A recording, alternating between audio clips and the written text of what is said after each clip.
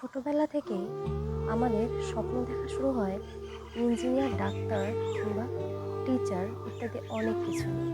আর আমাদের জার্নিটি শুরু হয় ঠিক তখন থেকে। কারণ একটি ক্লাস না পেরোলে তো পরেরটায় যাওয়া যাবে, আর আমাদের সেই ছোট্ট স্বপ্নটিও সাকার হবে না। কিন্তু বড় হবার পর মনে হয়, কেন কেন এভাবে সব কিছু স্যাক্রিফাইস করতে হচ্ছে। ঠিক তখনই দূর থেকে একটি আওয়াজে ভেসে আসে, তুমি মধ্যবিত্ত। প্রতিটি স্বপ্ন মিলিয়ে যায় আস্তে আস্তে বালুর চরে। শুরু হয় টাকা পয়সা কামানোর জার্নি। এই টাকা পয়সা কামানোর জন্য না জানি কত কিছুই না করতে হচ্ছে। কেউ মরছে, কেউ বা মারছে। এই সব কিছুই করছে একটু ভালো থাকার জন্য এবং ভালোভাবে বাঁচার জন্য। কিন্তু এভাবে আর কতদিন?